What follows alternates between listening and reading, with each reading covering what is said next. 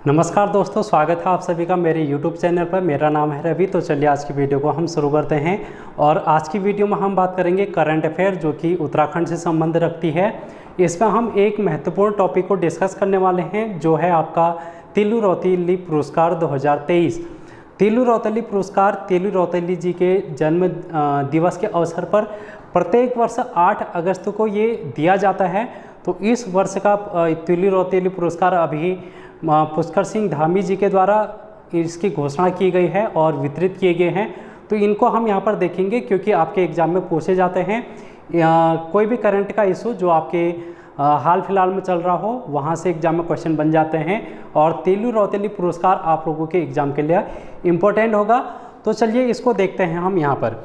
देखो, तिलु रौतेली पुरस्कार की अगर हम बात करेंगे, अभी ये जो कार्यक्रम आयोजित किया गया था मुख्यमंत्री जी के द्वारा, इस कार्यक्रम को राज्य स्त्री शक्ति के रूप में देखा गया है। तो महिला सशक्तिकरण की दिशा में ये सम्मान है जो कि महिलाओं को दिया जा रहा है, क्योंकि तिलु रौतेली जो थी एक महिला थी और इन्होंने मात्र 15 से 22 वर्ष की आयु में 7 युद्ध लड़े थे और उनमें अपनी महत्वपूर्ण भूमिका अदा की थी। तो इसलिए इनके गौरवपूर्ण इतिहास को देखते हुए और हम लोग देखते हैं कि एक छोटी सी उम्र में 7 युद्ध लड़ना ये बहुत बड़ी बात है दोस्तों। इसलिए इनको विश्व की एकमात्र वीरांगना के रूप में हम लोग देखते हैं और उत्तराखंड में के इतिहास में इनको गढ़वाल की झांसी की रानी के नाम से भी हम लोग जानते हैं। तो इनका इतिहास कभी पढ़ेंगे हम जब इतिहास की बात करेंगे, लेकिन फिलहाल अभी हम लोग इनके जो सम्मान यहाँ पर दिया गया है इसके बारे में देखते हैं।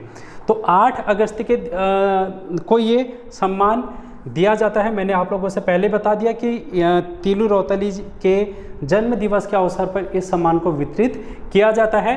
अब आप लोगों से अगर इनका जन्म दिवस पूछ दिया जाएगा तो आप लोग बताएंगे 8 अगस्त 1661 को इनका जन्म होता है गढ़वाल में, पौड़ी में। ठीक है, तो पौड़ी गढ़वाल जिले में इनका जन्म होता है 1661 में। ये बात आप लोगों को ध्यान में रखनी है दोस्तों।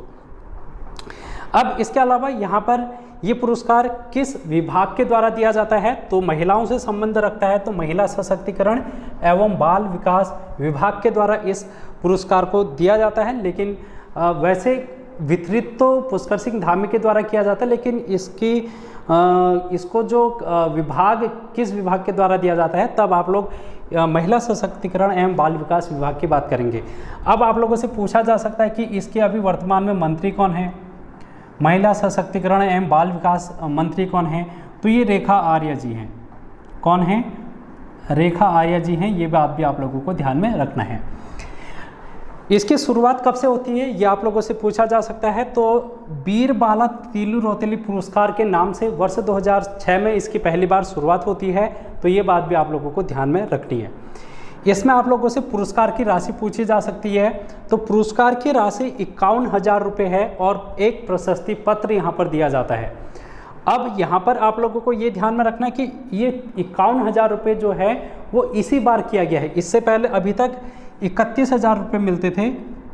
इससे पहले 31,000 थे और पहले ये पिछले बार तक की बात है तो 31,000, लेकिन इस बार आप लोगों को ध्यान में रखना है 51,000, यानी कि इसमें 20,000 की बढ़ोतरी यहाँ पर की गई है। आप लोगों से अगर पूछ लिया जाएगा कि तिलु रौतेली सम्मान में कितने की धनराशि बढ़ाई गई है या फिर कितनी बढ़ोतरी हुई है, तो आप लोग बोलेंगे 20,000, ना कि 51,000, क्योंकि पहले 31,000 थी, अब 51 हो गई, तो बढ़ोतरी कितनी हुई? 20,000 की। तो इस टाइप के क्वेश्चन भी आप लोगों से पूछे जा सकते हैं। अगर हम बात करेंगे अभी वर्तमान में कितने महिलाओं को ये पुरस्कार दिया गया है, तो 13 महिलाओं को ये पुरस्कार दिया गया है दोस्तों।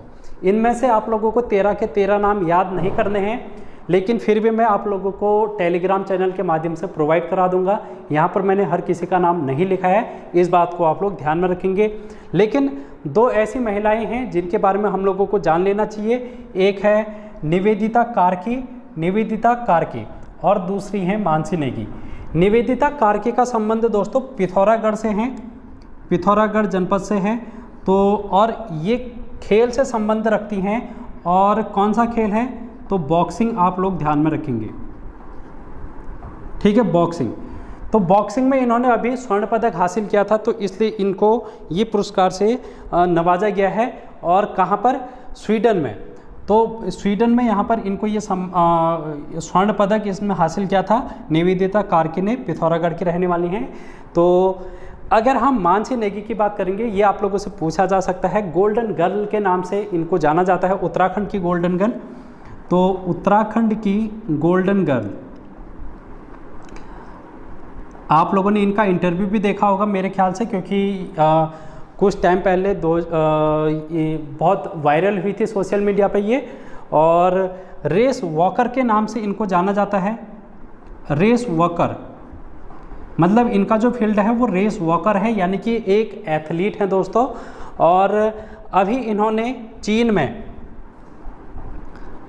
में 20 किलोमीटर की प्रतियोगिता में कांस्य पदक जीता है।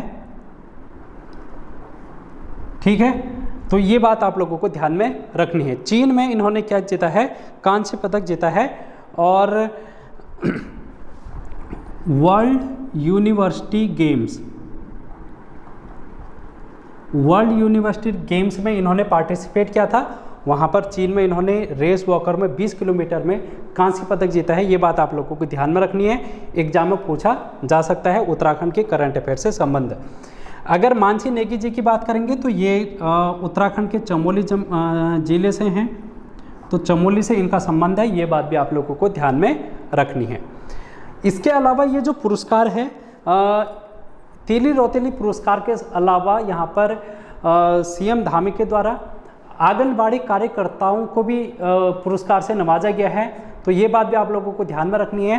35 महिलाएं हैं जिनको आंगनबाड़ी सर्वश्रेष्ठ कार्यकर्ती पुरस्कार से नवाजा गया है। और इसमें अगर आप लोगों से पूछा जाएगा कि इसकी पुरस्कार राशि कितनी है, तो इसकी पुरस्कार राशि भी इतनी ही है जो यहाँ पर आप लोगों को तीली रौतेली सम्मान में देखने को मिलती है, 51,000। ये भी पहले कम थी, इस बार इसको भी बढ़ा के 51,000 किया गया है। तो ये बात भी आप लोगों को ध्यान में रखनी है।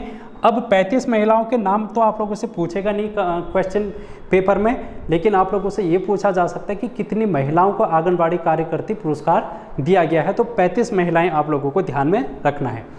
इसके अलावा आप लोगों से क्या पूछा जा सकता है? इसका क्षेत्र पूछा जा सकता है, किस क्षेत्र में ये पुरस्कार दिया जाता है तीली रौतेली। मेरे ख्याल से अभी ये हाल फिलहाल में जितने एग्जाम हुए हैं उनमें से कोई एक एग्जाम आप लोगों का था जिसमें तीली रौतेली पुरस्कार का क्षेत्र आप लोगों से पूछा गया था। तो आई होप आप लोग वो क्वेश्चन सही करके आए होंगे। तो इसका जो क्षेत्र है वो शिक्षा है, साहित्य में ये दिया जाता है, खेल में, सामाजिक, कला, स्वरोजगार या फिर कोई भी ऐसा साहसिक कार्य जो इस एकाध वर्ष के दौरान में किया गया है किसी भी महिला के द्वारा। तो इन सभी क्षेत्रों को आप लोगों को ध्यान में रखना है। तो 1 2 3 6 7 क्षेत्र हैं, तो इन क्षेत्रों में ये पुरस्कार दिया जाता है। शिक्षा, साहित्य, खेल, सामाजिक, कला, स्वरोजगार और साहसिक कार्य।